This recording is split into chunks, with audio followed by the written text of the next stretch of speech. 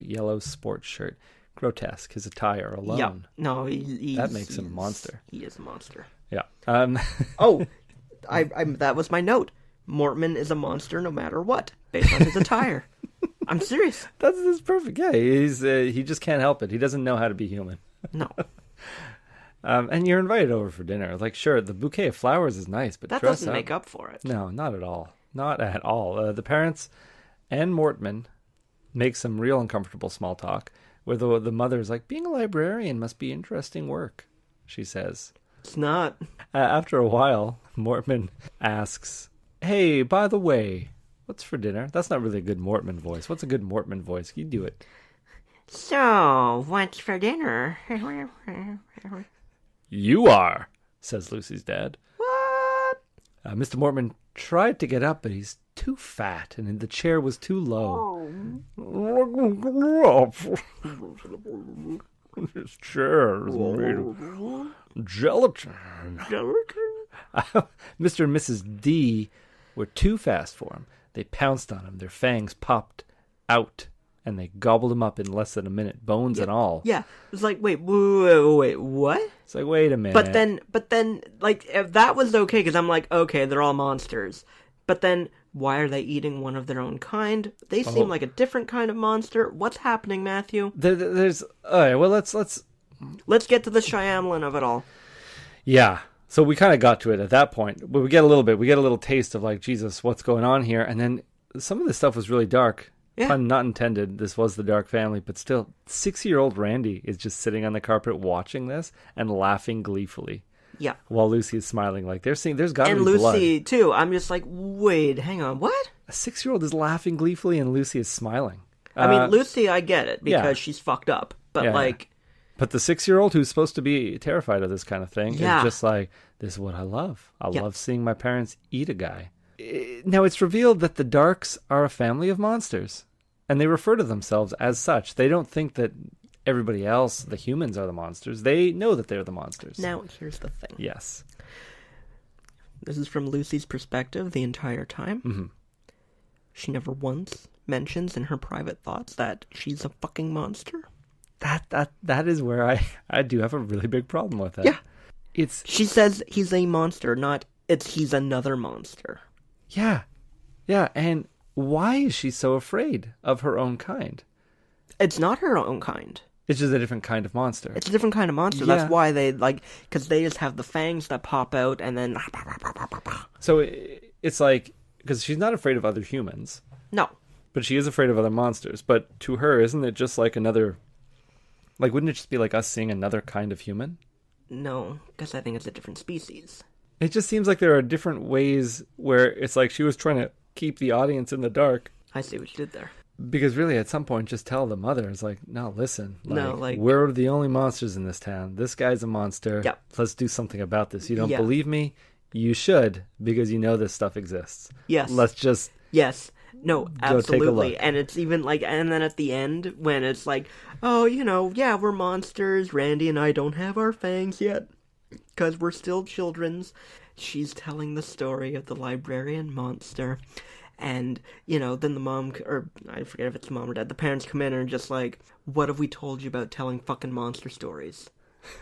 It's like, we're monsters. Yeah, it's like, it's like me telling a human story. Yeah. Which is every story. Yeah. Like, why? Why can't we talk about our own kind, Mom?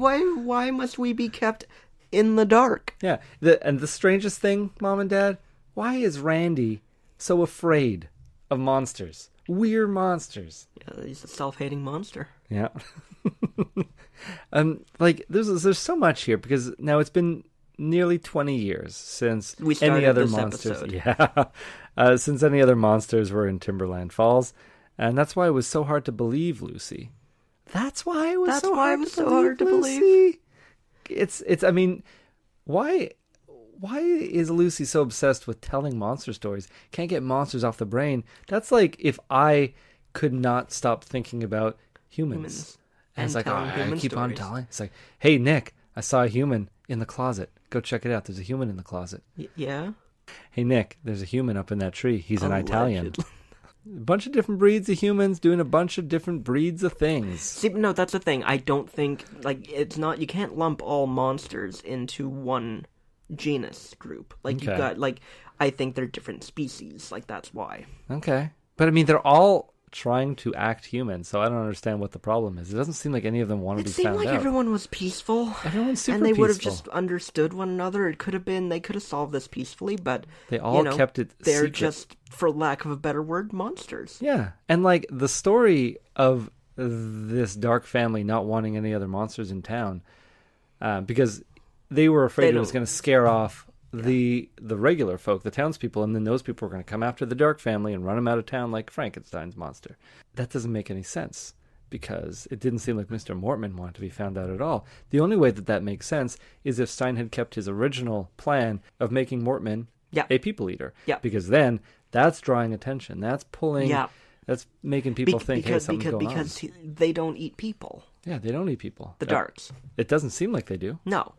The only thing we've seen them do that was in any way monstrous is eat another monster. Yep. And they can't do that very often because there hasn't been another monster in 20 years. Yeah. So, like, they're perfectly fine eating greasy Chinese food. Yeah, were they eating Chinese food or were they eating Chinese people? It's Chinese food. Okay. The spare ribs were greasy, and the rice. Yeah. No, you're chopsticks. Right. Yes, true. I know I'm right. And they were eating at a mall. Yeah. All right. But yeah, and obviously, like, they would like living in Timberland Falls. What's so great about Timberland Falls? That they are willing to give up their monster heritage and just live like humans. Who knows? So it's like nobody matured at all, because Lucy's still telling monster stories. Yep. The mother and father are still hating on her for telling those stories. And the only thing that's really changed is that now Mortman's dead. There is no librarian. The town is going to fall into... They're probably going to become a red town. And, because they don't have a library to read from no more. The Reading Rangers have disbanded. I repeat, the Reading Rangers have disbanded. What will become of them? What's going to happen? It's going to just become a town. It'll turn into like a Mad Max land. There will be a Thunderdome. Yeah. No more late fees? No more late fees. I mean, Blockbuster tried that and still failed, but I think this town can get it together. Yeah. Man, Samantha, young Samantha. The Timberdome. The Timberdome. They end up taking books out using a barter system. So they have to go up and they don't know who's in charge. So someone goes up and it's like, who runs Barter Town? Wow. It's Tina Turner, but... What a horror story. So, Nick, what's more believable here? That the family of monsters exists in a small town that seemingly just wants to live normal human lives, the youngest of them being deathly afraid of his own kind, the older sister being obsessed with her own kind, making up stories, and the parents scolding her for that, the librarian also being a monster. Why is she herself so afraid of Mr. Mortman? If she's a monster too, she's grossed out by what he eats. Well, she's still a child. Yeah, but, I mean, she's grossed out with what he eats. Do they just eat regular food then, and the occasional monster? What's the point? Now, this is the one option. This is what the book is telling us. Or have Lucy's demented fantasies of monsters taken hold of her? She's got monsters on the brain, and everyone, including her 6-year-old brother, is sick of it. Her parents are worried about her, and the fact that she can't seem to focus for a minute without thinking of a monster, or at least talking about them. She's constantly hearing voices, conflicting voices in her head. She's an outcast, Nick. No friends. Not even her friend is her friend. She eventually goes off the deep end when she begins to see her whole family as monsters now. It was like, make a choice. Are you going to be a normal girl, or are you just going to delve into your fantasy life here? And she delves into the fantasy life. Maybe it's just like her parents finally committing her, because her mother says, I'm really beginning to worry about you. Do you think the monster thing ever really happened? I think you're grasping at flies here. Moths, maybe, but they got a little more meat on them bones than those flies. From the very beginning of this thing, she's been seeing monsters. Yeah. She's making up monsters, but then she's also seeing them. I don't know. I think you're reading too much into it. I think this is just, let's just take it at face value. Monsters. There's no pedophiles. There's nothing. It's just... Well, I barely talked about the pedophile aspect of this. I mean, that's a whole other beast. But I think it's interesting to maybe look at it from that view, because that one actually makes more sense to me. Because to me, I don't understand most of this book if it turns out that they were all monsters the whole time, because there was no mention of it, even amongst themselves. Yeah. And That's the they thing, live like, we see completely them human lives. private Yeah. in their homes. Yeah. Where there would be no point in keeping up the guise of being human. Yeah. But they do. What'd you think of this book, Nick? You know what? What? I liked it. You did? I liked it a lot, yeah. You didn't find it a little dry in certain areas? No, because I was plenty not dry reading it. Okay, you had sopping wet hands while you were reading this thing? Yep. You smelled of turtles? So moist. Ugh. A big bowl of turtles to crunch on? Yeah. That should have been one of our snacks. I was very unprepared for this. I want to have At least chocolate turtles. No, I enjoyed this book a lot. Like, it really reminded me of, like I said, Let's Get Invisible with the pacing. Mm-hmm. And, I like this. It was a pleasure to read. I am pretty much on the same page as you, Nick, except I found from one library visit to the next library visit, I found it to be a little uneventful. Yeah. I saw there being some needless moments with Aaron, like the Frisbee part of the book. Yeah. But I think that was just more to establish that, like, Lucy is so isolated. No, it's true. That she's different from all the other children. Yeah. And you know what? There was a lot of good description in this book. I mean, even if it took maybe 4 pages to get Mortman to turn into a monster every time Lucy was spying on him. Yeah. And it was just very meticulously written about all the things he was doing to close up the library. I mean, we know how to close up a library. But yeah, not my favorite Goosebumps book. But I really enjoyed the twist. I know I enjoyed the twist a lot more when I was a kid. Mm-hmm. Thinking about it now really doesn't make any sense. No, it doesn't. Sometimes you write a book and you make everything work all the way through to give the twist at the end some meat.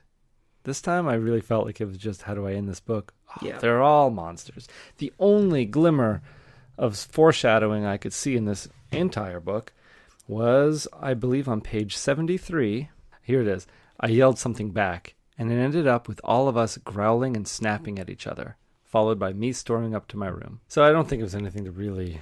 I think it's just something maybe you went back and stuck in, or maybe it was just already written. Maybe. So, Nick, I think that is everything that we got to say on The Girl Who Cried Monster. What was your G-Splat rating? My G-Splat rating on this bad boy, I'm going to give it a hard 3.5. Can I do points? Yeah, absolutely, because that's what I gave it, 3.5. Oh, very good. Yeah. Very good. That's 3.5 exactly, G-Splats. Solid story. One of the first ones with a twist, I think. Like, they all kind of have a little bit of a kind twist. of a twist, but this is a big twist. This is kind a of twist like... that makes you rethink the whole book. So, Nick, I want to know what's coming up next time on Nick and Matt Get Goosebumps. Those scary stories about camp are all coming true. Welcome to Camp Nightmare. It's the little camp of horrors. Whoa, Nick, you know that I'm mad excited for this book, right? Yeah, I'm not. First book I ever read. Well, that's... The first Goosebumps book I ever read. It's the one that I found sitting underneath some kid's desk, man. Oh, this that's is the right. one. This is the book that I really hope does not disappoint. I love the cover of it, but we're going to talk about that when we talk about the book. So until next time, I'm Nick. And I... Threw you off, eh? Yeah. All right, until next time, I'm Matt. And I'm the other guy. And we got goosebumps. Did you describe yourself as a Canadian boy? Are we not? Why not a man?